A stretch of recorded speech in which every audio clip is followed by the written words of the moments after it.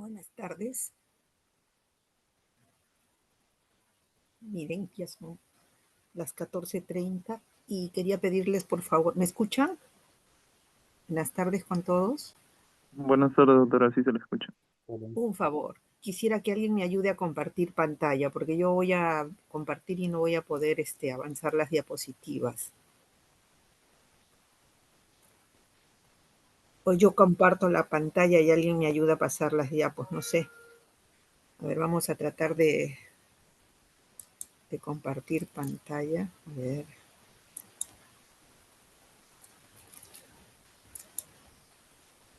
Uy, ¿dónde estamos?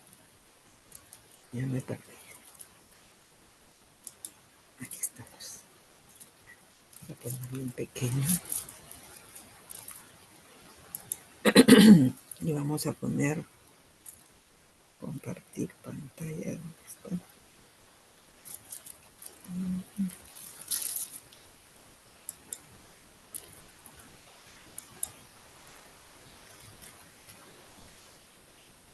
No, me parece.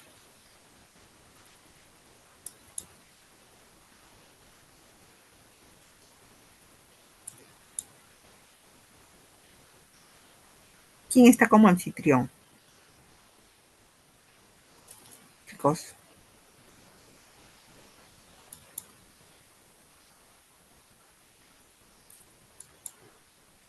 Buenas tardes, doctora. No aparece nadie como anfitrión. es que el que me ha dado el link es el doctor Carlos Flores. ¿Cómo podemos hacer para compartir pantalla?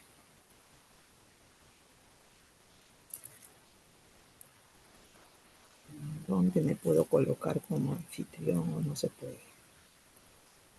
Más, a ver.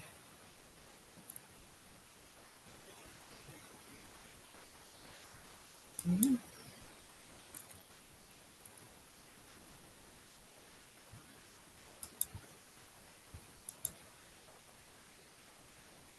25 participantes.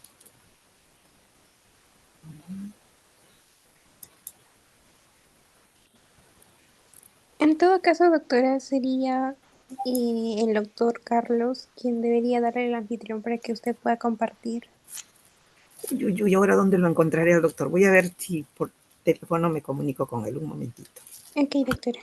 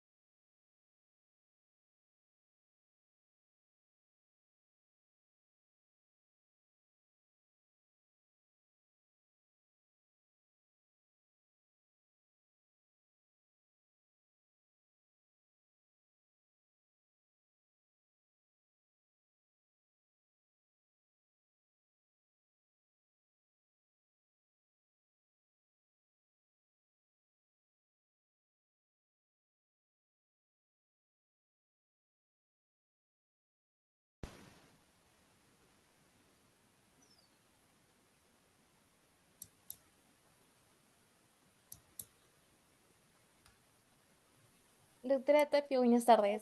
Soy la delegada y sí le escuché que quería compartir pantalla. Ahora el que creó la sesión fue el doctor Flores. Lo estoy llamando, pero no me contesta. Llamé a la coordinadora para que pueda hablar con él directamente y pueda entrar a la sesión para que le pueda dar anfitrión a usted. Sí, hay que esperar un momentito, por favor.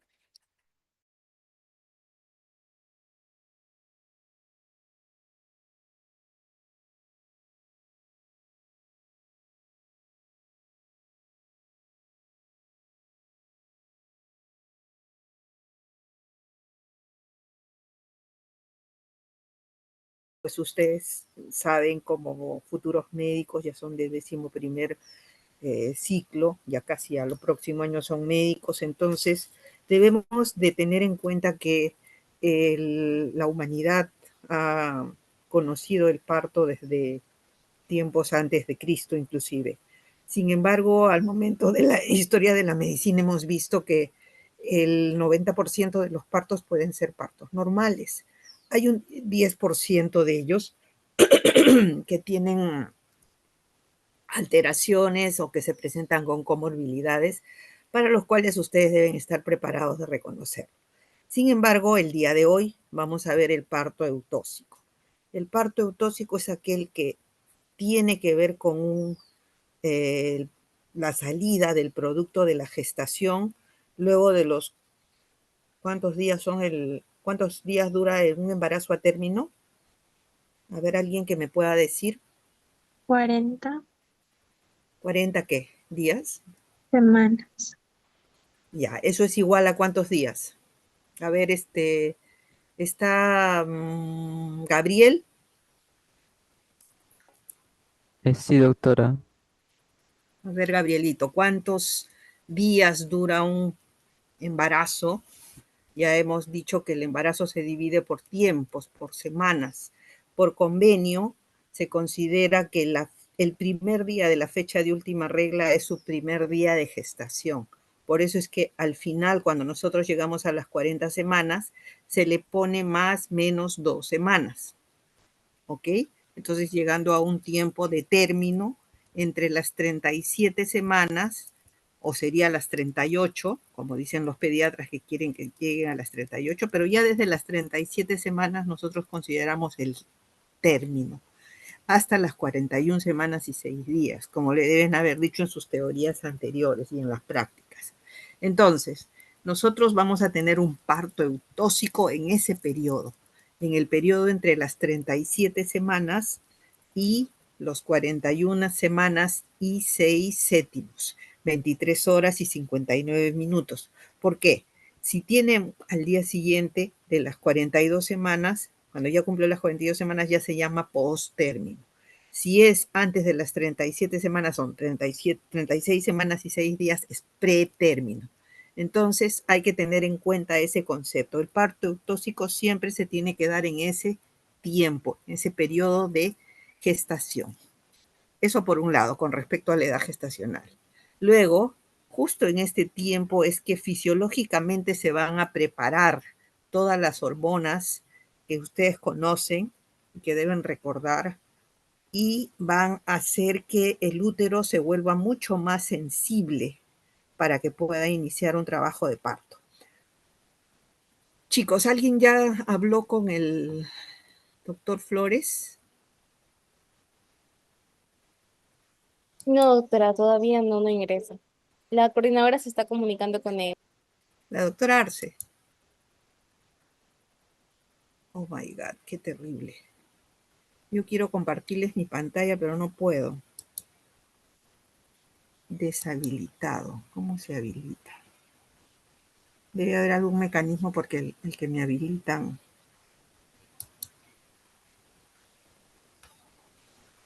A ver. Habilitar pantalla completa. Pero no puedo compartir pantalla.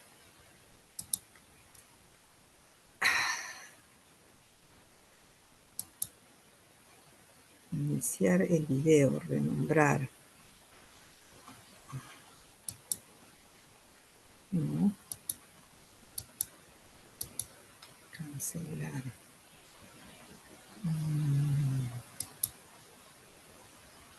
¿Alguno de ustedes sabe cómo hacerme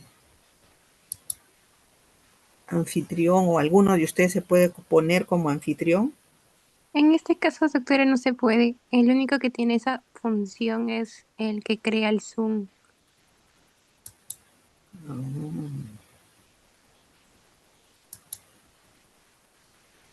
Bueno, seguimos. Entonces, hasta que nos lleguen las imágenes, me hubiera encantado compartirles. Ya me avisan en el momento en que llegue esto, por favor. ¿Me escuchan, no? Sí, doctora, la escucho. Sí, doctora. Ya. En cuanto llegue lo del anfitrión, me avisan, por favor, me pasan la voz. Hoy no puedo abrir esto. ¿Qué pasó? Esto lo he puesto. Vamos a ponerlo. Ya. Ya. Entonces, como les decía, en el parto vamos a tener varias definiciones. El periodo tiene que ver desde el inicio de las contracciones uterinas regulares hasta el momento de la expulsión de la placenta. Eso es una definición. La otra es un proceso fisiológico en el que la mujer finaliza su gestación al término, y hemos hablado qué es el término, pero también deben haber implicancias desde el punto de vista psicológico, sociocultural, y eso se va a tener que hacer una Doctora preparación, una Tapia, psico... doctora Tapia, ¿Sí? disculpe. Ya ingresó el doctor Flores y ya está de anfitrione para que le coloque a usted de anfitriona para que pueda compartir la pantalla. Perfecto. A ver, vamos a ver, compartir pantalla, aceptar, no me acepta. Doctor Flores, al costado del nombre de la doctora Carmen Tapia hay 3 puntos. Ahí para que le coloque. Perfecto, gracias. Gracias. Ya, entonces ahí estoy, vamos a... Ya, ¿se ve? Chicos, ¿están ahí? Sí, doctora, aún no se visualiza. Uy, fin de la presentación, ¿qué pasó? A ver. Tengo que poner toda la pantalla, pero no voy a poder. Toda la pantalla. Compartir. Ya, ¿no? Ahora sí. Sí, doctora, ahora sí se visualiza. Ya. ¿Se ve? Sí, doctora. Listo. Se ve completo, ¿no? Entonces estábamos aquí en las definiciones. Como les comentaba, esto ya lo habíamos referido, ¿no? Que tiene que haber un completo desarrollo psicológico y físico para que la paciente pueda tener un parto eutóxico o normal. Y hemos dicho la edad gestacional, está al final de la línea, y también tenemos que ver condiciones que se van a generar en el control prenatal. Ya ustedes han visto de repente ya el control prenatal y han visto que tiene que ser 9 controles durante lo mínimo, ¿no? El MINSA pide 6 controles en todo el embarazo como mínimo. Si tiene menos es un control prenatal incompleto. Pero a donde quiero ir es que el control prenatal debe ser completo, donde debemos de darle charlas de nutrición. Para eso tenemos a la nutricionista, tenemos que darle charlas de psicoprofilaxis, donde tenemos que preparar el piso pélvico, tenemos que darle la inmunización, tenemos que darle charlas de cómo preparar los pezones para la lactancia, tenemos que ayudarla a la alimentación adecuada, y también psicológicamente ella tiene que estar preparada para este parto eutóxico. Entonces, no es que la mujer va y se embaraza y luego va y pujas y sale el bebé.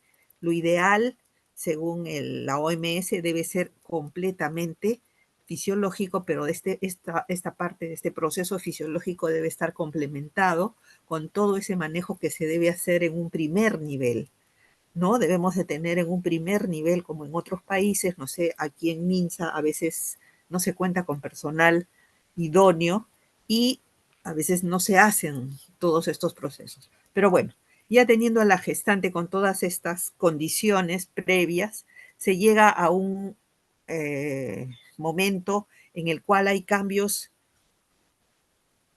Vamos a ver que existe una quiescencia miometrial. Sabemos que estos cambios hormonales, ¿se ve? ¿Se ve mi puntero?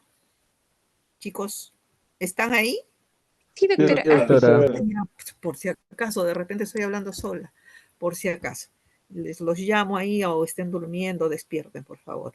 Esta quiescencia quiere decir que el útero está quieto, ¿no?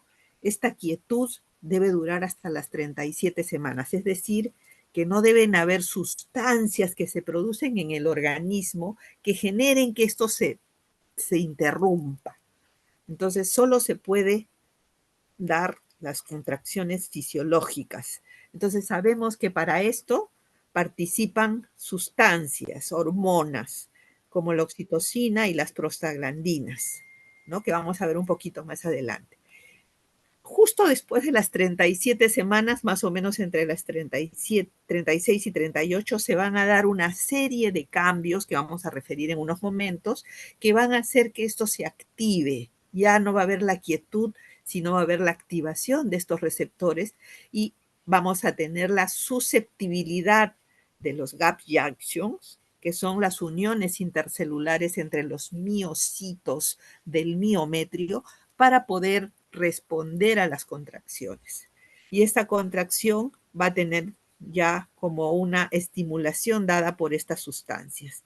Y posteriormente, después de haberse producido un feedback positivo, se va a dar la involución, es decir, la salida del producto, la salida de la placenta y la involución, que ya es el periodo de puerperio, que también hoy vamos a referir. ¿Ok? Entonces, vuelvo a repetir, la etapa 0 sería la quiescencia dependiente de la gran hormona esteroide que se produce en la placenta. Por favor, estoy levantando un poquito el tono de voz para poder ver de dónde proviene principalmente esta progesterona, si bien sabemos que se produce en el cuerpo lúteo, pero en el embarazo lo produce la placenta. Y esta quiescencia, esta tranquilidad del útero va a depender de esta hormona durante las 37 semanas. Después de las 37 semanas, como ya hemos dicho, se van a dar unos cambios en donde va a haber un incremento de los estrógenos placentarios, es decir, el estrógeno no se produce directamente en la placenta, sino la placenta se convierte como un intermediario entre la madre y el feto. Y entonces va a empezar la producción del estriol, que es el estrógeno 3, que van a ser inducidos por la madurez fetal. Es decir, el bebé tiene que estar maduro para que sus suprarrenales fetales incrementen la cantidad de ACTH y esto incremente la cantidad de cortisol. Como sabemos que esto se produce en la suprarrenal fetal y en la suprarrenal nosotros también se produce el cortisol, que van a sensibilizar estos receptores de oxitocina que se encuentran en la membrana celular de los miocitos uterinos. Entonces, estas también van a haber activación de las prostaglandinas E y F, que son básicamente o sea, que aumentan la contractibilidad. No son vasodilatadoras, sino aumentan la contracción y estas van a ser sintetizadas en la decidua, que ya sabemos que es parte del endometrio y de las membranas placentarias. Estas producen las prostaglandinas más la madurez del feto van a contribuir a que el equilibrio entre la progesterona y el estrógeno se invierta, es decir, disminuya la actividad de la progesterona, entre comillas. Lo que pasa es que aumenta la actividad del estriol y este es más preponderante, haciendo que todos estos cambios se lleven a cabo. Paralelamente a esto, van a producirse el efecto de Ferguson, que es provocada. Esta actividad uterina va a producir un estiramiento del cuello y del segmento que vamos a ver más adelante.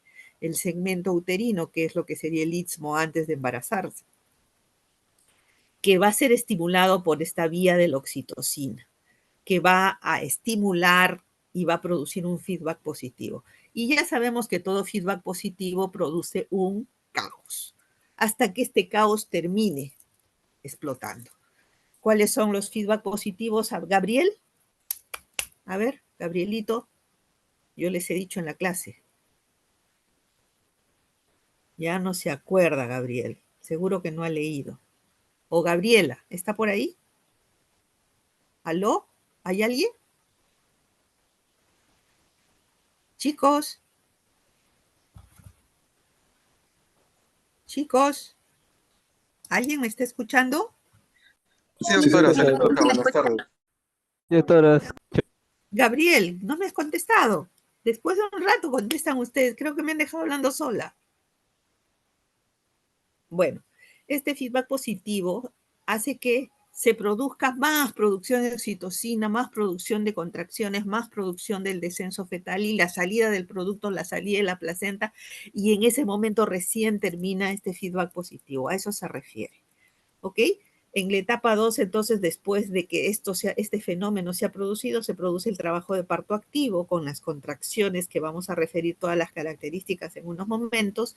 Esto va a producir una desintegración que también se llama borramiento y dilatación del cuello que progresivamente llega al parto. Acá tenemos algunos esquemas de lo que estaba mencionando. La oxitocina se produce en las células magnocelulares, van a ser transferidas a través desde el hipotálamo por las neuroficina 1 y 2 hacia la neurohipófisis, de ahí van a ser liberados a través de ¿quién va a estimularlos? El sistema nervioso. ¿Quién estimuló al útero? Ferguson. Ferguson estimula y inmediatamente se libera, se contrae y otra vez feedback positivo hasta que el bebé desciende y nace. ¿Ok? Entonces, esto por favor repásenlo. Acá tenemos todas las vías de la CRH que estábamos comentando, las suprarrenales de la placenta, perdón, de la suprarrenal fetal y las membranas. Y esto van a hacer que inmediatamente se active toda la cadena. Esto es mucho más complejo, pero no es el tema de la clase. Sin embargo, es necesario entenderlo porque si no vamos a hablar cosas mecánicas y nosotros somos médicos, que tenemos que saber también los procesos bioquímicos, los procesos hormonales. Ok, entonces en el parto existen 3 elementos: el motor, el canal y el móvil. Esto es para verlo desde el punto de vista simplista, que es mecánico. ¿No? Pero si nosotros no entendemos lo fisiológico, lo mecánico pues lo puede hacer cualquier persona. Por eso es que el parto lo puede atender hasta el señor del microbús, ¿no? El señor del microbús no entiende qué cosa es la parte bioquímica, pero sí sabe que el bebé va a salir y que hay que cogerlo y agarrarlo y ya nace, y llora y le corto todo el cordón y punto. Pero tenemos que saber los fundamentos fisiológicos. Entonces, el motor es el útero y sus contracciones. El canal es el conducto genital, óseo, muscular de la pelvis, el segmento inferior del útero, el cérvix, la vagina y la vulva. Y el móvil es el feto. Dentro del trabajo de parto hay una serie de mecanismos, tanto activos como pasivos. Los activos son las contracciones, el movimiento del diafragma de la madre, la contracción del diafragma para pujar, la presión abdominal, y esto van a ocasionar los pujos maternos y la producción de este fenómeno de Ferguson que va a perpetuar este caos que es la producción de oxitocina y la estimulación de los miocitos uterinos. Y los fenómenos pasivos, que son las modificaciones cervicales, o sea, la dilatación, la ampliación del segmento inferior del útero, que es lo que continúa después del istmo, se convierte en segmento. Las aguas, las bolsas de líquido amniótico también van a ejercer presión y van a ampliar las partes blandas y modificaciones plásticas del feto, ¿no? La cabecita va a empezar a alargarse, las suturas van a de repente superponerse y esto va a hacer que el producto pueda salir a través del canal del parto. Dentro de los fenómenos pasivos, un poquito para ampliar, el istmo del útero no gestante se va a convertir en segmento. El segmento es toda esta parte que a medida de que llegamos a la semana 32, 34, va a empezar progresivamente a formarse y a volverse más delgado, tiene menos vascularidad y es más elástico que esta parte, que es la parte muscular, que es el cuerpo, el fondo, el segmento y el cuello del útero. Esas son las partes que tenemos en el útero gestante. Entonces, este segmento inferior se va a ampliar elásticamente durante el periodo de trabajo de parto. Tenemos la contracción uterina que va a tener ciertas características, como vemos acá. Generalmente el tono uterino, ya hemos repetido en práctica y supongo que mis colegas, los docentes también les han dicho que el tono uterino tiene una presión de 8 a 12 milímetros de mercurio, normalmente en reposo. Pero cuando hay algunas contracciones, esto se va a elevar, que pueden ser hasta 50 o hasta 100 milímetros de mercurio, y entonces esto el pico de la contracción se va a considerar como el acné, y van a tener estas características: tono, intensidad, el acné, la frecuencia, la duración, la presión máxima de la actividad uterina. ¿Ok? Esta contracción debe ser, desde el punto de vista fisiológico, dentro del útero, como la triple gradiente descendente. Se supone que tenemos estos puntos rojos, que son los 2 marcapasos, que van a hacer que se generen las contracciones de manera sincrónica desde uno de los lados hasta el otro de los lados. Los dos van a concentrarse en el centro y van a contraer el útero para que de manera coordinada, sincrónica, puedan obtener el resultado de la salida del producto. Primero el descenso y luego la salida. Pero esta contracción, sabemos que el origen embriológico del lado derecho es diferente al izquierdo. Los orígenes son de los conductos de Müller y estos tienen que juntarse. Cuando no se juntan, sabemos que hay una serie de malformaciones en cuanto a la forma del útero. En el caso de ser fisiológico, se van a unir y cada uno va a actuar de manera sincrónica, es decir, al mismo momento. La cantidad de hormonas y de receptores deben ser iguales en ambos lados, porque de lo contrario vamos a tener contracciones sin el efecto deseado. Entonces el tono ya lo referimos, hasta 12 a algunos autores. La intensidad puede subir de 50 a 70 milímetros de mercurio y la frecuencia no debe ser más de 4 a 5 contracciones en 10 minutos. ¿Por qué? Porque debe haber un periodo de relajación. ¿Para qué es el periodo de relajación? Para que se oxigene la placenta, porque cuando está contraída hay un fenómeno de hipoxia. No hay conexión entre el oxígeno de la madre y el oxígeno del bebé. La placenta tiene que estar sola con su oxígeno almacenado. Si la placenta no es suficiente, van a empezar problemas en cuanto a la frecuencia cardíaca fetal, porque hay una desconexión. Y por eso las contracciones no deben ser más frecuentes. Se dice que son 5 10 minutos en el momento del expulsivo, que vamos a ver más adelante. Lo normal es que pueda durar la contracción, esto también es en el expulsivo, pero normalmente debe durar entre 45 y máximo 60 segundos por cada contracción durante el trabajo de parto. ¿Ok? Acá está lo del marcapaso, que ya lo referimos. Los tipos de contracciones. Tenemos las contracciones de Braxton-Hicks, que son las fisiológicas y que son de pequeña intensidad y que no baja, o mejor dicho, no pasa de los 30 milímetros de mercurio. Generalmente es cuando el bebé se mueve, hace fenómenos de rotación, la patadita del bebé va a producir que el útero reaccione de alguna forma y que se presenten este tipo de contracciones que se llaman contracciones de tipo de Braxton-Hicks. ¿Ok? Estas contracciones generalmente aparecen desde la semana 30. Es como que se estuviera preparando el útero, sus receptores a la respuesta, pero no son las que van a producir un cambio cervical. Las otras contracciones, las que ya van a producir dilatación del cuello, son regulares. Es una de sus características, que se van a presentar en el mismo intervalo de tiempo y que van a tener una intensidad de 50 milímetros de mercurio con una frecuencia de 2 a 3 contracciones en 10 minutos. Acá le han puesto hasta 4 en la fase de dilatación y una duración entre 40 y 50 segundos, no más. ¿Ok? Acá tenemos el comienzo de la dilatación. Vamos a tener las contracciones con un intervalo de relajación que va a permitir que se oxigene la placenta. Cuando esto no existe, podemos tener un problema de disminución de los latidos. Y en el expulsivo, como es tan rápido, esto va a generar que se produzca ya el parto. Esto no debe durar más de un tiempo, como vamos a ver más adelante. ¿Ok? Entonces, en cambio, en la fase expulsiva, que es la segunda fase del trabajo de parto, las contracciones pueden llegar a tener 100 milímetros de mercurio, más la presión abdominal, y los pujos van a generar que el producto pueda salir de la cavidad uterina. Acá volvemos a repetir, la fase latente va a ser desde el inicio del trabajo de parto hasta los 3. Ahora se ha considerado hasta los 4 centímetros, ¿ya? Hasta los 4 centímetros.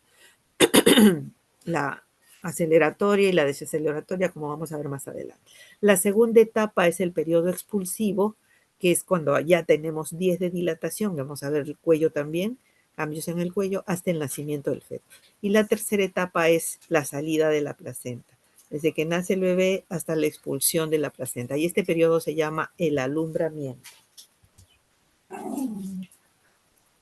Tenemos las fases del trabajo de parto. La primera etapa se va a llamar fase latente y la otra fase activa.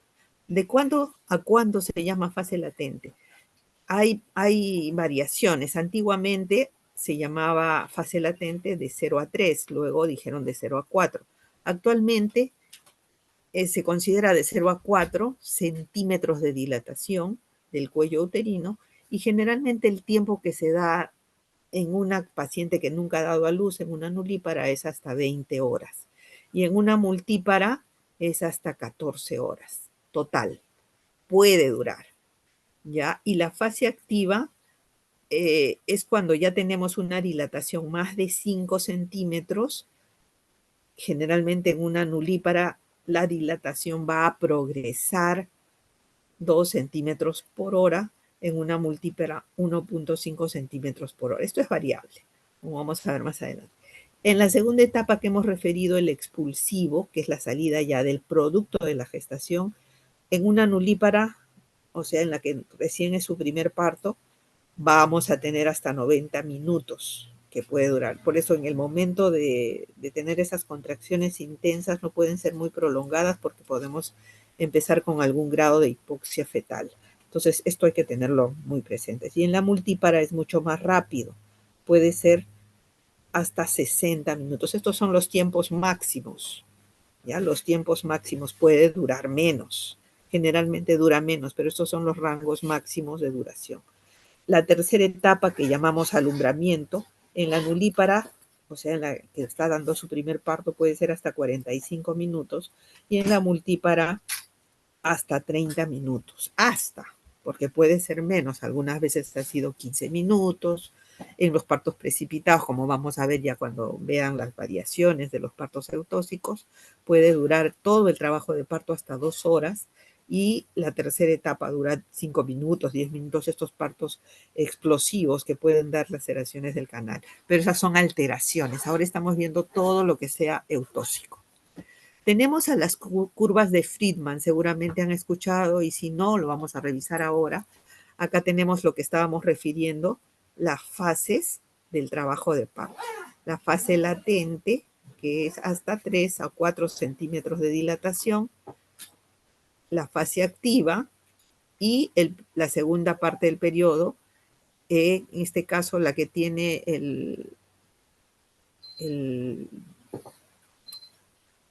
la rayita en azul oscura, es en la nulípara, ¿no?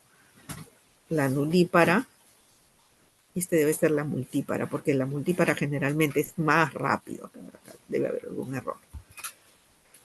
Entonces, si constatamos que nosotros tenemos contracciones uterinas frecuentes, es decir, de 3 a 4 a 5 contracciones en 10 minutos, y la paciente nos da ese dato y ya tiene 38 semanas, nosotros la atendemos en emergencia y debemos decir, esta paciente puede estar haciendo un inicio de trabajo de parto. Entonces vamos a ver si la paciente clínicamente, le hacemos la historia y está eliminando el imus o el tapón mucoso, también es un signo de que va a empezar el trabajo de parto. ¿Pero qué es el imus? Vamos a ver esto.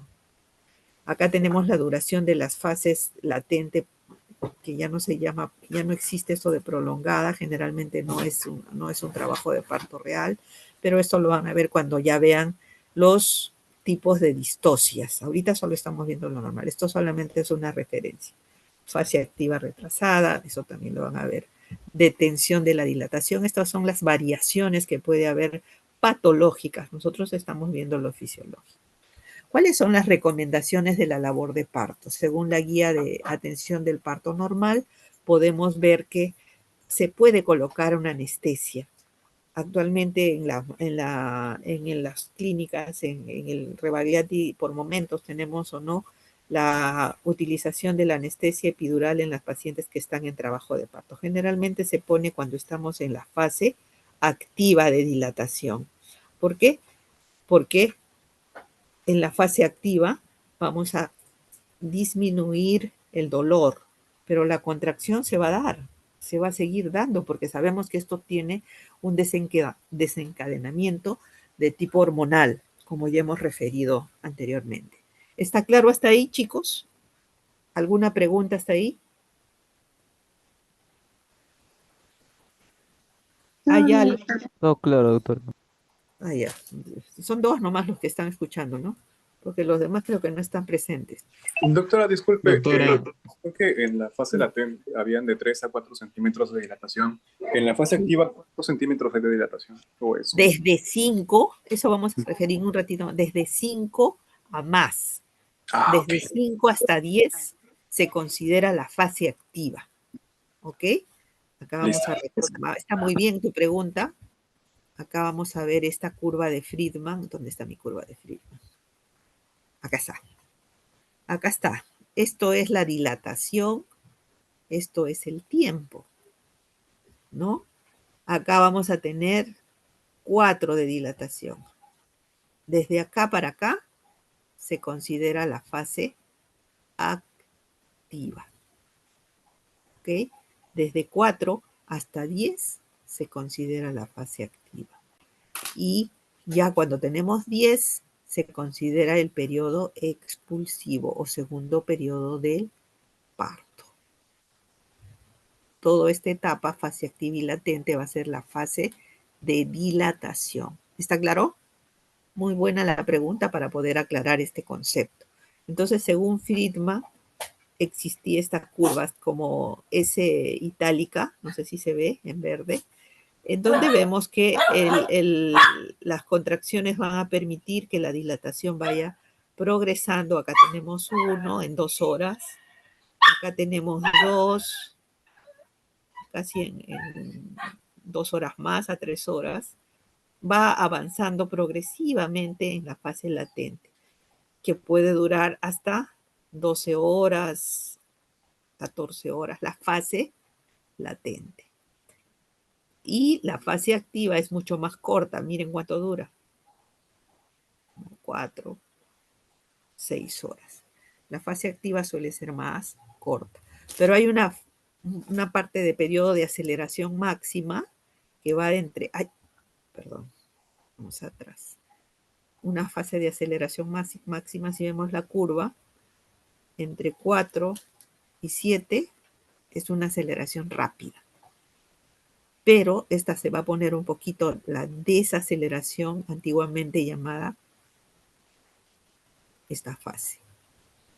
Sin embargo, ahora hay muchos estudios que las curvas de Friedman solo tenían en cuenta a unas 500 gestantes. Por eso es que actualmente ya hay metaanálisis donde estas curvas como que quedan como parte de la historia. Sin embargo, las consideramos para que ustedes nos puedan entender. Y hay una serie de cambios y autores que han hecho metaanálisis y refieren que inclusive hay el periodo de fase latente y el partograma se debe iniciar en 6 de dilatación. Esto depende de las poblaciones, pero nosotros debemos de seguir pensando que ya a partir de 4 a 5 ya debemos de hacer nuestro partograma, recién a partir de 4 a 5, ¿ok? Y eso dice la OMS. Estas son las alteraciones ya referidas, la posibilidad de ponerle anestesia, generalmente todo en la fase activa, porque va a enlentecer un poco el parto. Acá vemos que Con epidural, en las multíparas se vuelve más lento. Las nulíparas se vuelve más lento. Mientras sin epidural, la paciente tiene más dolor, pero avanza más rápido. Hay que tener cuidado de esto porque si no evaluamos bien la pelvis, que es el canal, ¿no? Una pelvimetría adecuada, si no evaluamos el peso del bebé y las contracciones en el momento del trabajo de parto, esos 3 factores que hemos referido al inicio, vamos a tener problemas y podemos tener distocias. Y estas distocias pueden generar problemas en el parto. Por eso es importante hacer el examen previo para reconocer estos 3 elementos del trabajo de parto que vuelvo a repetir, son el canal, la pelvimetría, el feto, el ponderado y todas sus variaciones de posición, situación y presentación, y el motor, que es el tipo de contracción, cómo se está dando. Esos 3 elementos son los que vamos a monitorizar durante todo nuestro trabajo de parto. Pero vamos a referir una parte que es la dilatación, que ya lo habíamos dicho.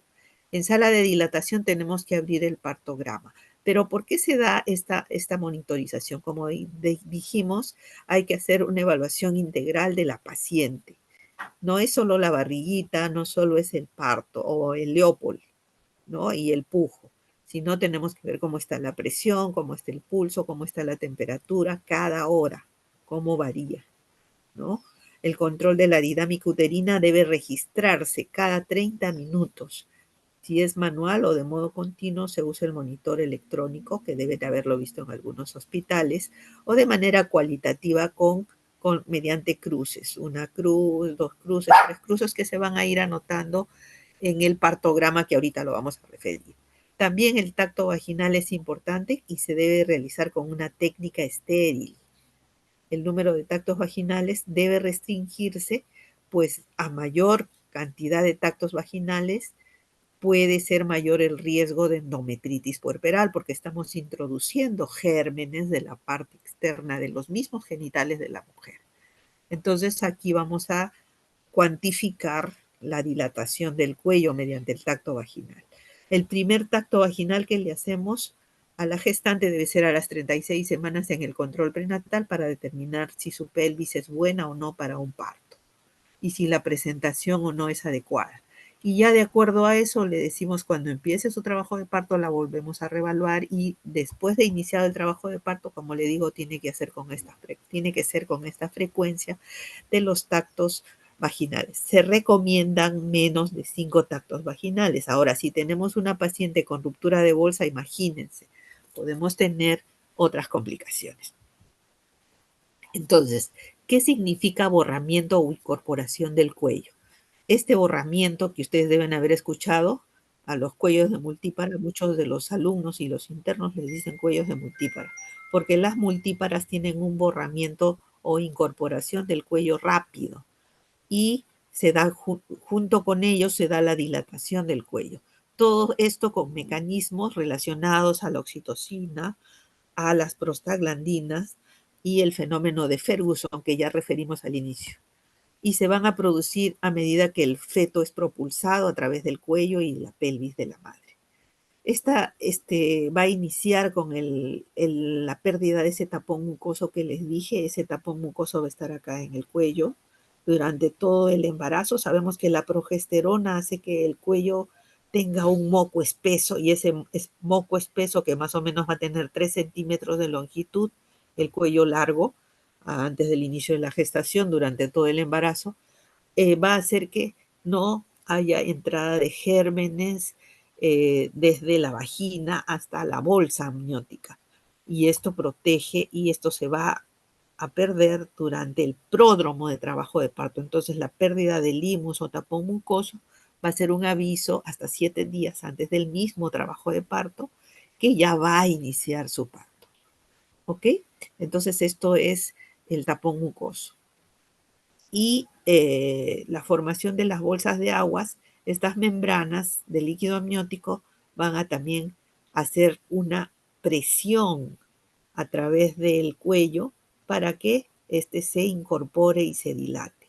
pero este cuello se va a empezar a adelgazar. Miren, acá está 3 centímetros, acá está con 1 centímetro y acá está con 2 milímetros o 3 milímetros. Es decir, se va a volver como una lámina, ¿no? Durante el trabajo de parto va a empezar este borramiento. ¿Se entiende, chicos? ¿Y por qué se borra? ¿Por qué desaparece este cuello? ¿Ah? Tacto vaginal. Aquí está cómo debemos hacer el tacto vaginal y tenemos que evaluar cómo está la presentación fetal, cómo están las suturas, cómo está la pelvis, cómo están las bolsas y cómo está la dilatación. Es decir, para un tacto vaginal hay una serie de parámetros que tenemos que acostumbrarnos a hacerlos de manera sistemática para no olvidarnos de ninguna de ellas y poderlos registrar en el partograma. Entonces, tenemos que buscar el grado de borramiento, ¿no? Del cuello. Como les dije, mide hasta 3 a 35 milímetros. Cuando ya tiene menos de 2, le decimos que es un cuello corto y está incorporado un 50%. Acá ponen 1 centímetro. Se considera completamente borrado cuando tiene el grosor de la tela de tu mandil o de cualquier tela, más o menos 2 milímetros. Parece una lámina, completamente delgadito el cuello al momento de la dilatación. Se va a medir en centímetros la dilatación del cuello, como vemos acá, ¿no? Mire, tiene 5 centímetros de dilatación. Y esto lo vamos a ir, tenemos que acostumbrarnos a ver cómo es la medida de esta dilatación y de acuerdo a eso vamos registrando en nuestro partograma. ¿Ok? Entonces tenemos que ver también la solidez, si el cuello está duro, si es blando, como acá está como la nariz, acá está como los labios, es duro o blando, fibromuscular o fibroelástico, lo podemos colocar. Y en el cuello puede ser posterior, cuando está hacia el sacro, central, o semicentral y central. Esas son las posiciones que tenemos que describir en el tacto vaginal. También tenemos que describir si las membranas están prominentes, íntegras o están rotas. Y si estamos palpando la cabeza o recién estamos con la bolsa ahí prominente, con el renitente, con el líquido internamente. Tenemos que evaluar el polo fetal, el grado de descenso con respecto a la pelvis. Tenemos que saber determinar los planos de Hosch y los planos de Lee y la variedad de posición y el grado de flexión de la cabeza. La posición es con respecto a las suturas, están para el lado izquierdo, están para el lado derecho, están anteriores o están posteriores. ¿Ok? Entonces toda esa variedad de posición la vamos a describir en nuestro tacto vaginal. Y de acuerdo a eso vamos a ver el grado de flexión de la cabeza. Para eso tenemos el partograma. El partograma es una hoja de registro que debemos de utilizar cuando la paciente está en trabajo de parto. ¿Y cuándo se debe empezar a llenar? Dijimos que cuando estaba en fase activa. Es decir, esta línea de acá se tiene que empezar a graficar cuando estamos en 5 de dilatación. ¿Ok? Lo que es antes de 5 no se grafica porque si no, no nos alcanzaría el papel. Esta hoja de partograma, como la vemos acá, la vamos a ver al final, tiene la identificación del paciente. Acá tenemos la frecuencia cardíaca. Sabemos que la frecuencia cardíaca debe ser de 120 a 160. Entonces nosotros vamos a poner puntos. Cada uno de los espacios, estos son 1 hora. Miren cuántas horas tenemos acá para registro. Y cada puntito se va a ir registrando por hora. ¿Ok? Se supone que nosotros lo registramos más frecuente, pero el punto lo vamos a poner con el registro de cada hora. Y si va bajando o va subiendo, esto nos va con respecto a la frecuencia. Con respecto a la dilatación, como les digo, vamos a empezar cuando estamos en 5. Y en 5 de dilatación y vamos a ir graficando. Si es que se va para la derecha, va a pasar la línea de alerta y nosotros vamos a tener que reevaluar el caso. Pero generalmente cuando es eutóxico va a ir paralela o por adelante de la línea de alerta. Todas nuestras pacientes eutóxicas entonces van a ir para este lado de la curva en cuanto a lo que se refiere a la dilatación del cuello. ¿Está claro? ¿Alguien que puede decir que sí? Chicos, ¿hay alguna pregunta? ¿Está claro? Sí, doctora. Ya, aunque sea, dejen grabado decir eso, sí, doctora, por favor, porque si no yo me desespero, pienso que estoy hablando sola. Listo. Con respecto al descenso de la cabeza del bebé o de la presentación, ¿no? Dijimos que el 90% son cefálicos y el 90% son occipito-ilíacas izquierdas anteriores. Eso lo voy a referir en un ratito. Entonces, vamos a ver que el descenso va a ir de acuerdo a los planos de Hodge, ¿no? Y generalmente lo que utilizamos nosotros son los planos de Lee, que ya deben haberlo visto en pelvimetría. ¿Ya vieron pelvimetría? Chicos, delegada, ¿ya vieron pelvimetría? Gabriel. No, doctora, todavía no. ¿Y cómo estamos haciendo parto si no han visto pelvimetría? Dios mío. Ahorita les voy a hablar un poquito de pelvimetría. Entonces, pelvimetría quiere decir, o bueno, el descenso de la cabeza quiere decir con respecto a los planos de la pelvis. Vamos a vernos por acá. Vamos a ver por aquí, creo que tengo algo de la pelvis. Ya. Los planos, la pelvis materna tiene la parte posterior y la parte anterior.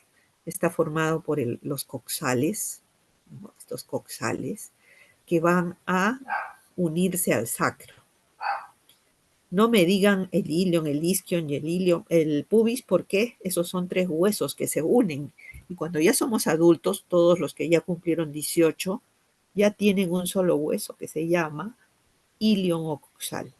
Y entonces tenemos 2 coxales y el sacro. El coxis, esos son los elementos de la pelvis. Entonces, en el estrecho superior vamos a hacer una línea imaginaria entre el promontorio y la sínfisis del pubis. Y van a haber diámetros, ¿no? El estrecho superior va a estar formada por ese plano imaginario que va a pasar a través del promontorio y la sínfisis del pubis.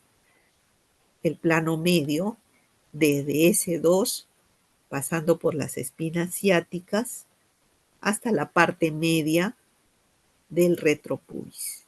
Y el plano inferior va a ser desde S4 hasta,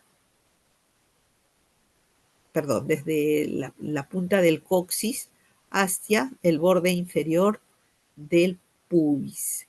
Imagínense, acá está plano 1, plano 2, plano 3 y plano 4. Estos son los planos de Hodge. Sin embargo, nosotros consideramos solo 3 planos de Lee. Este es el -3, este es el 0 y este es el +3. Este es el que más utilizamos nosotros para el descenso de la cabeza. Acá vemos cómo la cabecita se introduce al plano superior, acá se acomodó, después está en el plano medio y está en el plano inferior y va descendiendo y va a ir acomodándose a estos planos de la pelvis. Entonces, plano, acá tenemos el estrecho superior. Miren, la cabecita está libre, no importa cómo esté, si atravesada o en longitudinal, porque tenemos un lado más largo que el otro en la cabeza, ¿no? Este es más largo y el lateral es más angosto. Entonces la cabecita acá ingresa toda. Pero a medida que va pasando al plano medio, que es un poquito más corto, va a tener que acomodarse y va a girar, ¿no? Y aquí tenemos el plano medio, las dimensiones pélvicas mínimas que debemos de saber. Y el plano inferior de la salida, donde la cabecita tiene que girar completamente al revés de cuando ingresó. Eso se llama rotación interna, y ya lo vamos a ver más adelante, pero lo que quiero que entiendan son los planos. Acá estamos viendo pelvimetría y entonces al momento de hacer nuestro tacto, nosotros tenemos que determinar si el promontorio es accesible o no. Eso lo vamos a ver en práctica. Si la espina ciática se palpa Roma o no se palpa. Si los ligamentos sacrociáticos son más de 2.5 o más de 4. El diámetro transverso es más de 11. ¿Ok? Y todas esas dimensiones que la deben determinar en una pelvimetría. No sé si alguna clase que ustedes lleven es de pelvimetría, pero eso lo tienen que revisar con la anatomía y los planos de Hosch o de planos de Lee. No es el tema de la clase, por eso es que yo les estoy dando unas pequeñas nociones. La clase es de parto, se supone que ya lo deben saber porque para atender un parto tenemos que haber hecho ya la pelvimetría previa. Y acá tenemos los diámetros de la cabecita fetal. La cabecita fetal, como les digo, en occipito tiene es una mínima, occipito frontal tiene 11.5, pero suboccipito flegmática tiene 9.5, por eso es que tiene que flexionarse la cabeza, porque si la ponemos de frente es más amplia que en suboccipito bregmático, que es la forma más fisiológica donde debe entrar al estrecho más pequeño al momento de salir de la pelvis. No sé si me dejo entender, chicos. Acá tengo a mis bebitos reclamando. Sí, doctora. ¿Sí? Entonces, si ya lo vemos en esta posición, es la posición más fisiológica que el bebé tiene que introducir la cabecita en la pelvis para que pueda salir sin problemas. Cuando el peso es promedio, ¿no? El peso promedio de un bebé debe ser de 2.500 a 3.500 con una pelvis ginecoide. Si es más el peso o es más pequeña la pelvis, nosotros la tenemos que determinar, por eso la pelvimetría es importante que lo hagamos antes del parto y le digamos, señora, sí, efectivamente usted tiene buena pelvis, tiene buena posición de la cabecita fetal y usted puede dar un parto normal. Y no decirle, señora, no sé, de repente va a ser cesárea y la señora ya viene con nosotros y nos amenaza y nos dicen, a mí me dijeron que va a ser cesárea y no tiene indicaciones de cesárea. Por eso es importante que ustedes sepan determinar esto para que en su control prenatal ya la paciente esté condicionada, que va a dar un buen parto normal. Siempre hay variaciones en el trabajo de parto, pero debemos de considerar esto. Entonces, si el bebito se presenta con este diámetro, es probable que tenga dificultades al momento de salir. Y si imagínense, si se presenta de cara, va a presentar este otro diámetro que tiene 12.5, entonces ahí se va a quedar estancado. Y este bebé, estas son las distocias. Lo eutóxico es suboccipito bregmático. Este es el diámetro que debe presentar el bebé. Y entonces nosotros tenemos que palpar esta sutura cuando hacemos el tacto vaginal. No, solo tenemos que palpar la parte occipital. Entonces, cuando hacemos el tacto, solo vemos la occipital y la otra no la encontramos al tacto vaginal. Y estamos bien. Pero si encontramos esta sutura, quiere decir que está presentando otro diámetro. Este diámetro que no es conveniente. Estamos viendo la anterior. ¿Ok? Entonces acá, ¿cuál es la estática fetal? Tenemos las actitudes fetales. La actitud del bebé es la más fisiológica, por eso decimos está en posición fetal. La cabeza bien flexionada, porque acá estamos con el suboccipito bregmático, los bracitos bien flexionados, las piernitas bien flexionadas y en el lado izquierdo, porque el diámetro derecho es un poquito más, el izquierdo, perdón, es 1.5, el diámetro transverso es un poquito más grande que el derecho. Entonces, por eso es que es mejor que sea en izquierda el Leopold. Si lo vemos en derecha, ya hay ahí una dificultad, probablemente para el parto. Si acá lo vemos en posición militar o indiferente, ya va a haber distocias. Si está presentando ya la frente y la nariz, ya es de flexión de segundo grado. Y si ya está presentando la cara, es de flexión de cuarto grado. Estas son ya las distocias. Esto es lo eutóxico. Con respecto a la situación, ya vimos que es la relación de ejes. Ya eso ya han visto Leopold. Y acá vemos longitudinal y transverso. Acá tenemos con respecto a a la posición se debe no solo a la posición del dorso, sino también a la variación de las suturas, ¿no? Si está la sutura occipito ilíaca, acá está el occipito, este es el anterior, vimos que el anterior es más grande que el occipital, se ve como una flecha, ¿no? Donde la cabeza de la flecha es la lamboidea y la bregmática es la posterior. Entonces, aquí vamos a ver que el ilíaco es este, el izquierdo es este, no, perdón, el derecho. Nosotros lo estamos viendo siempre de abajo como la tomografía. Lo vemos siempre de abajo. Esto es izquierdo y esto es derecho. ¿Ok? Entonces acá es occipito ilíaca derecha anterior. Occipito ilíaca derecha anterior. Estas siglas significan eso. Occipito ilíaca izquierda anterior. Esta es la más fisiológica. Este es el 90% de casos de presentación eutóxica. Los partos o las presentaciones que se presentan así, con el bebé en izquierda, esos son los que van a salir 90%, sin problema. Cuando ya existen todas estas variaciones, son las distocias. Eso le traía para que ustedes vean cómo se va a evaluar al momento de hacer el tacto vaginal.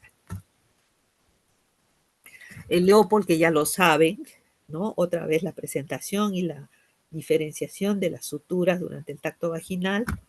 Acá tenemos en la ecografía, también podemos hacer determinación en los centros donde tengan ecografía y el ecografista que sepa determinarlo, porque no todos tienen ecografía y lo saben determinar, no saben ni qué cosa están viendo y tenemos el ecógrafo. No es lo más adecuado. ¿Ok?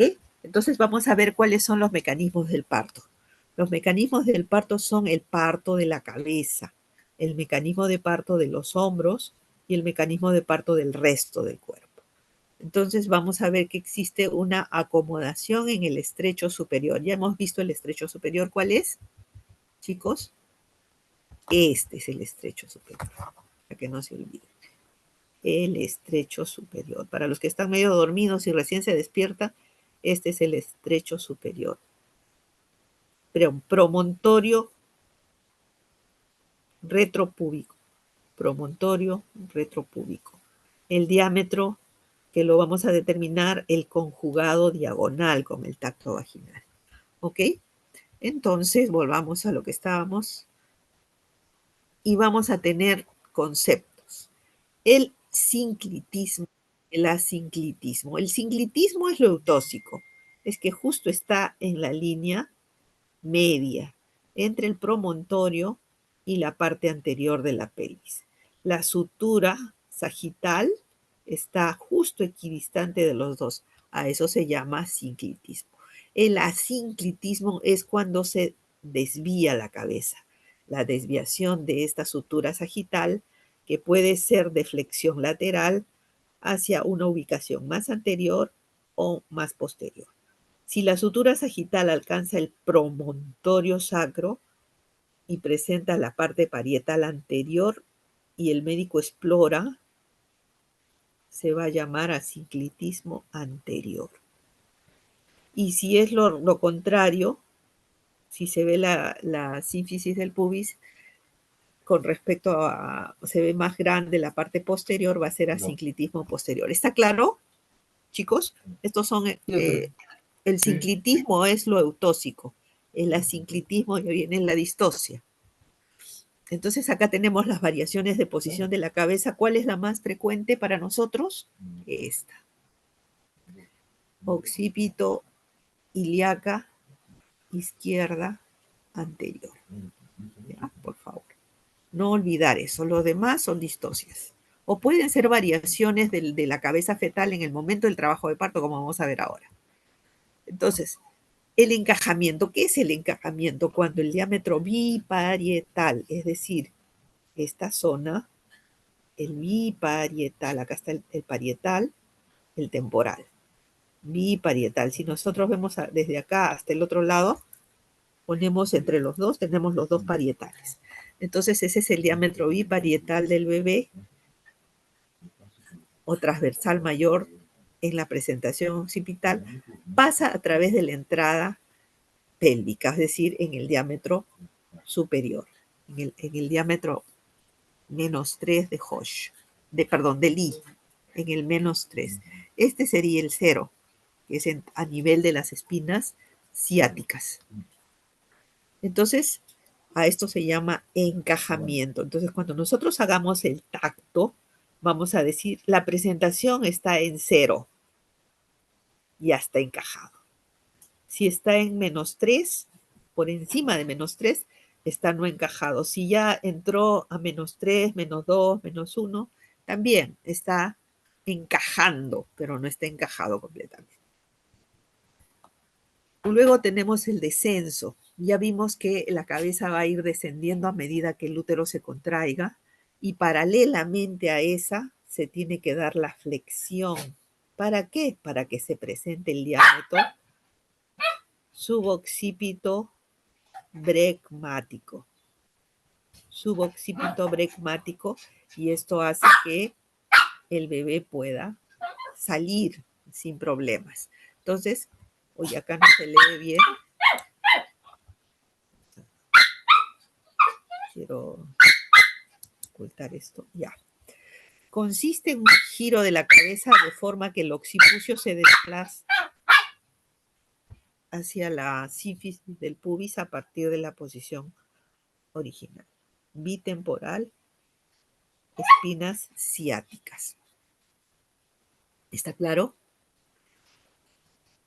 La rotación interna, es decir, la cabecita, como dijimos que este diámetro era el más largo, tiene que rotar en el plano medio de tal forma que esta distancia se ponga en el medio a medida que va saliendo. Y para eso tiene que rotar así. A eso se llama la rotación interna. Cuando la presentación es occipito ilíaca izquierda anterior, solo tiene que rotar 45 grados. Desde izquierda hasta anterior. ¿Está bien? Aquí, anterior. Occipito anterior. Esto es la parte del pubis, esto es el sacro. Entonces la cabecita, la parte posterior, se está yendo hacia adelante. Y la carita está para atrás. Eso es lo fisiológico. Siempre la carita hacia el sacro, buscando que esta parte se vaya hacia la parte anterior. Acá estamos en la rotación interna. Nuevamente consiste en el giro de la cabeza lentamente, a medida que va descendiendo, va girando, de tal forma que el occipucio se desplaza hacia la sínfisis del pubis. Eso se llama rotación interna. Y lo va a hacer a medida que está en el plano medio. Ya van a ir bajando las orejitas, van a ir bajando todo el resto de la cabecita, como está acá. Rota, rota, rota, rota. Y cuando ya terminó de rotar, vamos a ver qué sucede. Va a empezar la deflexión o extensión de la cabeza. Es decir, la cabecita, la carita va a empezar a, perdón, va a empezar, uy, ¿a dónde me fui? Va a empezar a descender y a la vez que desciende va a empezar a deflexionar. Es decir, va a extender la cabecita, o sea, la carita va a rozar todo el sacro, el coxis, de tal forma que va hacia el piso pélvico y la sínfisis del pubis, y esto produce la extensión de la cabeza por el coxis. ¿Se ve? ¿Se entiende? Acá está la parte posterior y acá está la carita. Entonces la carita va a la parte de atrás del feto, se va a comportar como un fuelle, de tal forma que puede extender la cabeza. Imagínense si está en otra posición, si está con la cara ahí, no va a poder girar con tanta facilidad. ¿Por qué? Porque acá la cabeza se estira mucho mejor para atrás que para adelante en el momento de la expulsión. Acá tenemos la deflexión. ¿Qué va a pasar en ese momento? Miren, por fuera, nosotros que estamos expectando, vamos a ver la coronación de la presentación, es decir, que el pubis está hacia adelante, acá está la madre en posición de litotomía el momento del parto, y acá está el coxis. Y el que está atendiendo el parto va a proteger que la cabeza no se extienda demasiado, que lacere la uretra, la parte anterior del canal del parto. Y por detrás, con su otra mano, también va a proteger la parte posterior, porque al momento de estirar la cabecita, la carita que va a salir por acá, puede lacerar el recto y producir una fístula. Y para que no se produzca esto, si es su primer parto, se hace la episiotomía. En ese momento se pone la anestesia y se hace la episiotomía. Y a veces cuando ustedes están en su internado les gana el miedo y no le ponen la anestesia y le cortan nomás a la paciente. Y como la paciente está en tanto dolor que ya el corte ni le duele, que piensa que es un pinchazo más y pero ya le cortaron sin anestesia. Lo ideal es que sea con anestesia. Y si está con analgesia del parto, es decir, con la epidural, no va a sentir pues en ese momento y le hacemos la episio, ¿ok? Para evitar mayores desgarros. En el momento del expulsivo, como vuelvo a repetir, la cabecita va a estirarse, ahí tenemos la deflexión, luego tenemos la presentación de la frente, miren, la frente está mirando la naricita hacia el ano de la mamá, y el operador va a tener la maniobra de Ritgen, que utiliza para controlar el descenso de la cabeza fetal perineo de la madre. Y esto puede producir lesiones, entonces tiene que ser con mucho cuidado. Luego de que ya sale la cabecita porque apoya y ayuda a que se flexione, pero con suavidad, sin lacerar, se va estirando el periné, va a sacar ya la cabecita con 2 deditos, con mucho cuidado, porque la cabecita fetal es delicada también, y empieza a salir el líquido. Acá vemos el chorro del líquido amniótico que sale por ya el hombro del bebé, cuando ya la bolsa se rompió. ¿Ok? Luego, cuando ya la cabeza salió, dejamos un poquito suelta unos segundos y la cabecita se va a poner como estaba al principio, porque esa rotación interna solo la hizo para descender por el canal.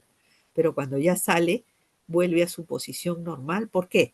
Porque tenemos, eso se llama rotación externa, restitución de la posición inicial de la cabeza fetal. ¿Esto para qué sirve? Para que se acomode el hombro, y pueda proceder con el descenso de el biacromial.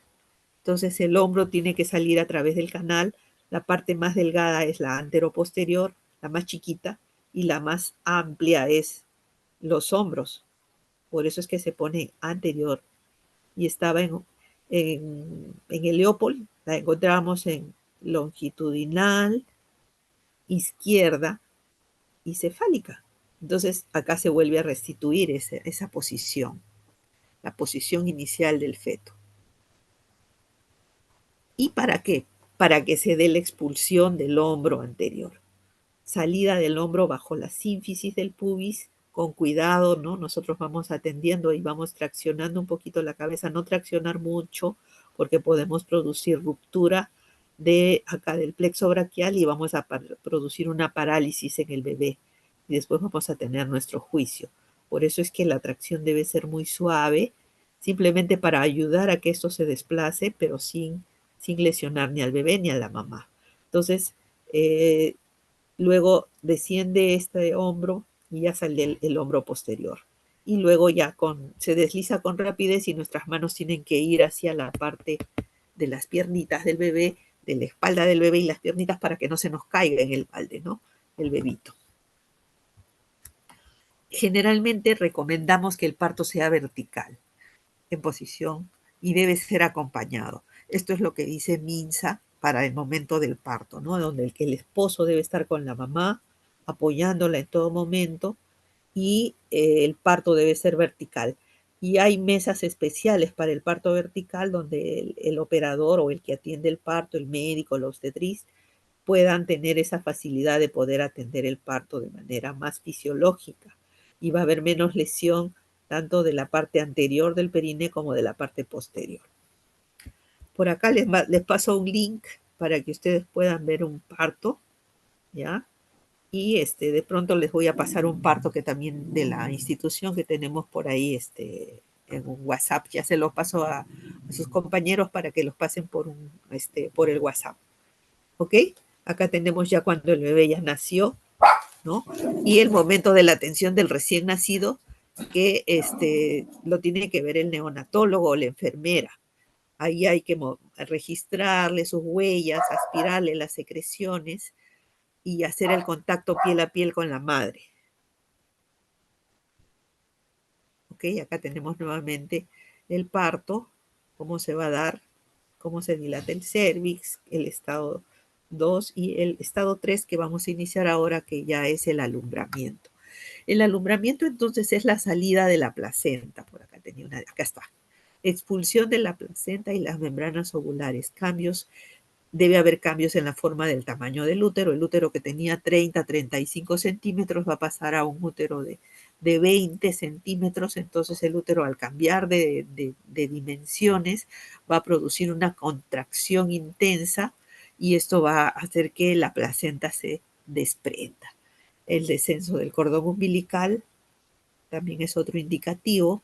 Vamos a ver que existe una emisión de sangre oscura, que es el otro signo de desprendimiento, y la percepción de las contracciones dolorosas que van a ser los entuertos referidas por la paciente. Sensación de peso u ocupación en la vagina, que va a ser ya la ubicación de la placenta en la vagina que se está desprendiendo, y esto hay que hacer que la paciente puje un poquito y nosotros hagamos el masaje uterino suave para que la contracción continúe y no sangre la paciente.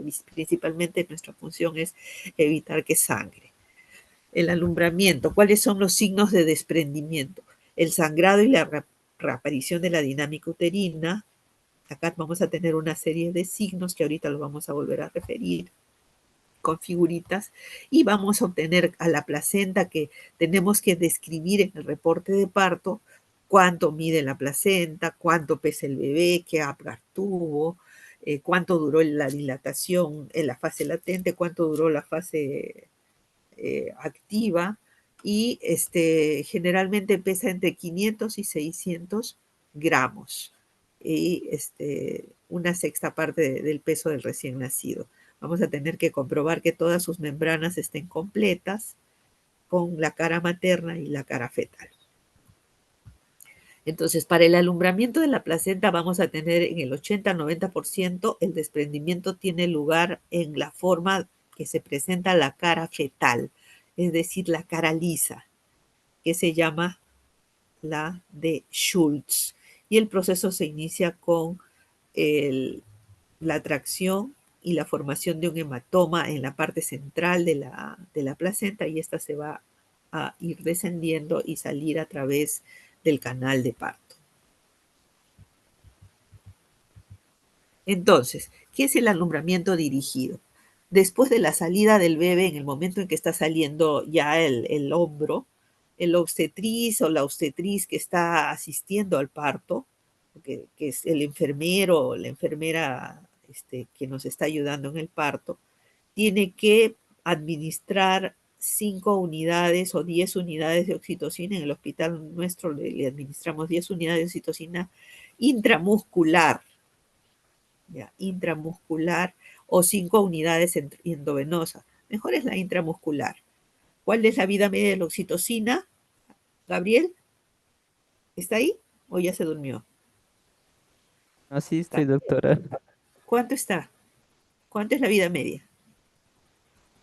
Um, Alguien que sepa del 30 auditorio, minutos. por favor. 5 minutos. 3 a 5 minutos.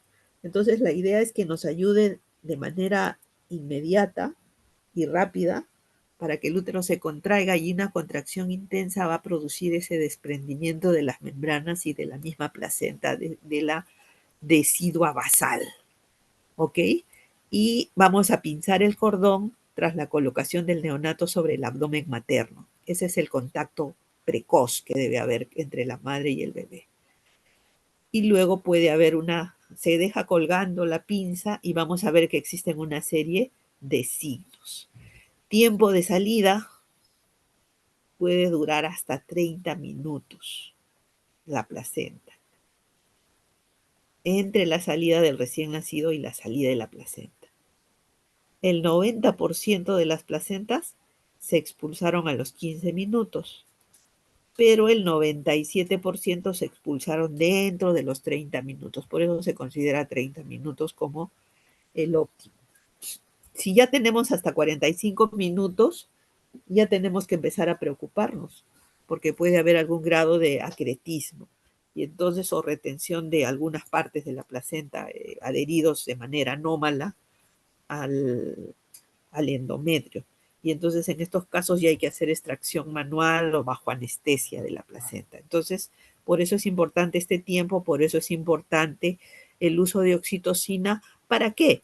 Para evitar la hemorragia del puerperio. Normalmente un parto no debe sangrar más de 500 centímetros cúbicos de sangre, pero cuando ponemos oxitocina, este sangrado puede ser menor.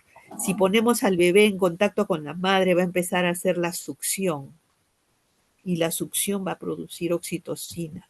Esa oxitocina también va a ayudar a que el útero se contraiga y el sangrado sea menor. Nuestro objetivo es disminuir la cantidad del sangrado.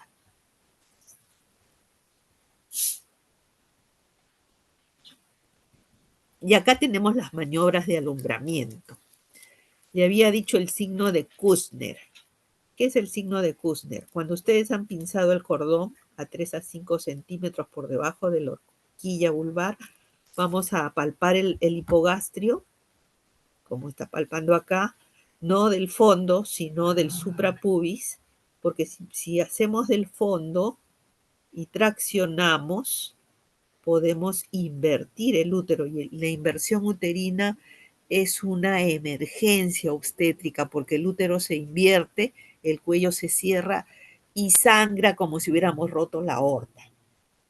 Así es que mucho cuidado con este signo, ¿ya?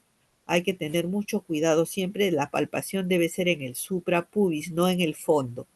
Sucedió en una guardia hace 2 años, creo, cuando nuestro R3 era R1, que él palpa el útero, le hace el masaje y la interna jala el cordón y el útero se invirtió. La paciente empezó a sangrar y no se dieron cuenta y terminaron en histerectomía esta paciente. Entonces tenga mucho cuidado, eso no se debe hacer. Es importante que se hagan el suprapubis y se va comprobando que la pinza que está en el cordón sigue subiendo, sube, ese signo de Kushner. Entonces, el signo de Alfred. Una vez luego de la expulsión fetal se realiza la onfalolíclisis y el onfalorexis y se procede a colocar la pinza a nivel de la horquilla vulvar y cuando ésta desciende 10 centímetros o más se considera un signo positivo, conocido también con el signo del descenso de la pinza hasta la flecha. El signo de Alfred es el más seguro para nosotros de que la placenta ya se ha desprendido. Entonces el cordón empieza, nosotros lo dejamos al borde de la vulva y pasaron 10 minutos y empieza a descender. Y también a la vez va a empezar a sangrar con sangrado oscuro. Y nosotros palpamos el suprapubis y ya no se mueve la pinza se queda en su sitio. Eso quiere decir que la placenta ya se desprendió y se encuentra ya en la vagina. Entonces hay que ayudar a retirarla con mucho cuidado. Acá tenemos el signo de Fabry, ¿no? Que la mano se sitúa en el abdomen de la madre, en el fondo uterino, y se realiza pequeña tracción previamente el pinzado y se transmite como una sensación de que todavía no se ha desprendido. Este signo de Fabry. Acá tenemos las placentas, como habíamos dicho que la más frecuente es la Bowdelock-Schultz, que es la cara fetal, ¿no? Esta es la cara donde estaban las bolsas. La cara materna es la del lado de los cotiledones, y esta se ven los cotiledones, hay que contar los cotiledones, hay que medir la placenta después de retirarlas, y hay que ver que las bolsas estén íntegras. Tenemos que observarlas tenemos que ver que las bolsas están íntegras, tiene que cerrarse el huequito que utilizó el bebé para salir y nosotros volvemos a integrarla y se forma la bolsa, entonces están bolsas completas. Cuando las vemos disociadas, ahí estamos en problemas. Existen también alteraciones de la inserción velamentosa del cordón, que miren cómo está desprendido y si nosotros traccionamos se puede romper. Hay que tener en cuenta que podría haber esto también. Esta es una variación, no siempre es así. Y como habíamos visto que la paciente en este momento del expulsivo, ¿qué se hizo? Se hizo un corte o se produjo un desgarro, ¿no? Se puede hacer un corte y a veces las pacientes que ya han tenido varios bebés se desgarra aquí, se desgarra ahí, ahora ya se promueve que se desgarren, pero hay que tener cuidado para que el desgarro sea mínimo y entonces empezamos con la sutura de los desgarros o las episiorrafías. Las episiorrafías o sutura del desgarro perineal.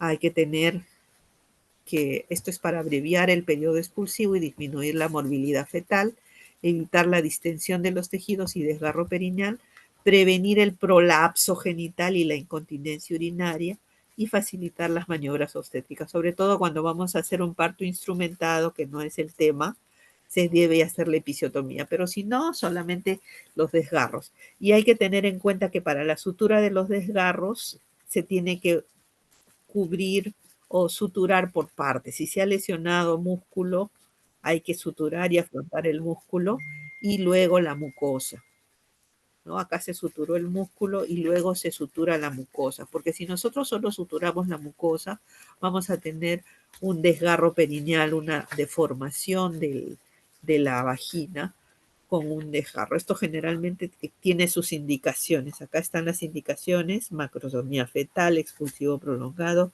presentaciones deflexionadas con occipito posterior, sospecha de confirmación de hipoxia en el expulsivo feto pretérmino para no comprimir la cabecita o presentación podálica. Y las indicaciones maternas son cicatriz en el periné rígido, periné corto, parto precipitado o desgarro perineal inminente. Según MINSA, deben realizarse menos del 30% de episiotomías de todos los partos.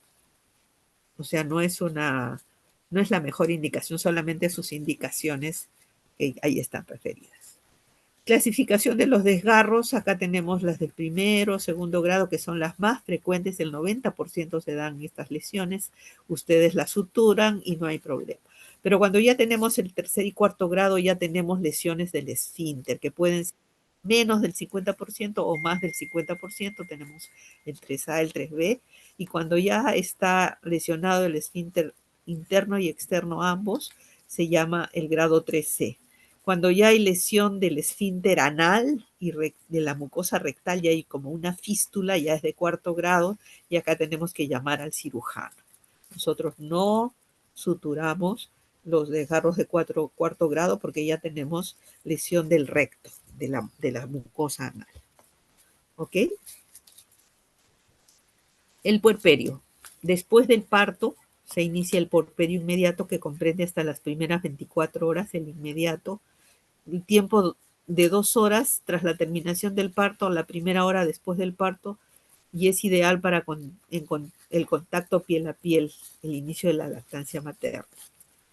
El precoz comienza a partir de las 24 horas hasta el 10º día del parto. Durante esta fase se producen cambios involutivos, es decir, el útero va a empezar a disminuir todo el plasma que la mamá había acumulado, que va a producir ligeros edemas fisiológicos, van a también producir un edema de los miembros inferiores y esto va a ir avanzando durante la primera semana hasta los 40 días dura el puerperio, no es la cuarentena. Y el puerperio tardío empieza desde el 10º día hasta los 40, 45 días, lo llamado como cuarentena, como le refería, y todo esto va a llevar para que la paciente recupere todo lo que ha transformado su organismo durante los 9 meses para que en 40 días vuelva a ser parecido a lo que era antes del embarazo. Es recomendable la lactancia materna exclusiva porque esto va a llevar a que el útero se contraiga completamente y haya menos sangrado y menos anemia en la madre. Cuidados en el puerperio, hay que evaluar las funciones vitales, sobre todo en el puerperio inmediato, el sangrado puerperal, porque el útero se suele relajar, no contraer y sangrar en las primeras 2 horas. Y si no nos damos cuenta, la paciente puede hacer atonía y puede llegar a un shock hipovolémico. O sea, las primeras 2 horas del puerperio son súper críticas para poder evaluar. Ya después de las 2 horas nosotros vamos ya a ver el primer, segundo día y así todos los días donde el útero va a ir disminuyendo de tamaño hasta que más o menos entre el séptimo y noveno día va a llegar a los 7 centímetros que era el útero de no gestación. Durante este periodo hay que revisar la episografía que puede hacer hematomas, hay que dar analgésicos y hay que dar medios físicos fríos en la zona del vestíbulo vulvar para disminuir el edema. Hay que dar dieta rica en fibras para evitar el estreñimiento y el dolor que tenga durante el momento de la deposición. Listo, chicos. No sé si existe alguna duda, pregunta. Doctora, disculpe una consulta. Dime. Entonces, la indicación para hacer una episiotomía en un parto natural, ¿cuál sería? Ya, muy buena pregunta. Nosotros utilizamos solamente en las primigestas, en el primer parto. Y de este primer parto, generalmente no todas son el primer parto. Esta indicación del MINSA. Acá está. MINSA dice que deben realizarse menos del 30% de episiotomías de todos los partos del mes. En el mes, más o menos, en el Rebagliati tenemos 100 a 110 partos.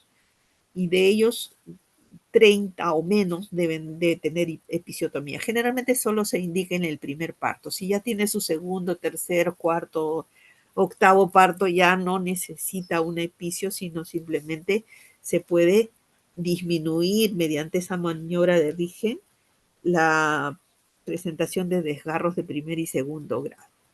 Entonces los desgarros los suturamos y sangran. Si no sangran, los dejamos ahí y les ponemos hielo, medios físicos, para el dolor y el edema, el paracetamol y el dolor, los medios físicos fríos para disminuir el edema.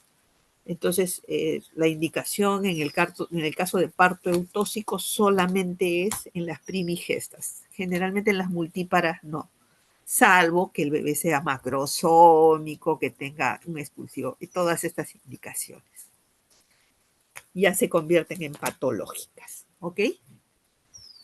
¿Sí? ¿Aclaró su Gracias, pregunta? doctora.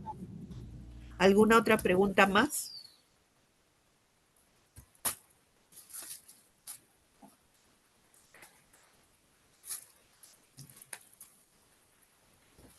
¿Ninguna? Todo claro, doctora. Ya, chicos, yo le voy a compartir la clase a la delegada que se comunique conmigo para que puedan estudiarla para el examen. ¿Ok? Buenas tardes, chicos. Gracias, Buenas doctora. tardes, Gracias, doctora. doctora. Buenas Ya, tardes, ¿Podría doctora. dejar Muchas de gracias. grabar la Cuídate. clase, por favor? Ahí está de tener grabaciones, por Perfecto. favor. Listo. Buenas tardes con todos. Ay, doctora, buenas tardes, hasta luego. Hasta luego.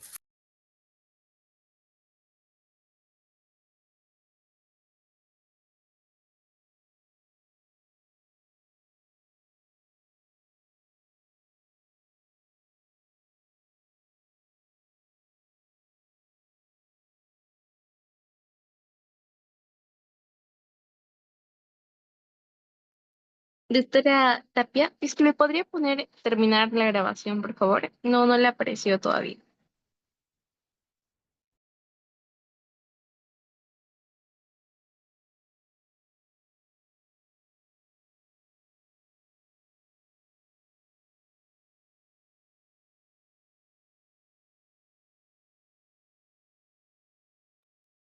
Doctora Tapia, ¿me escucha?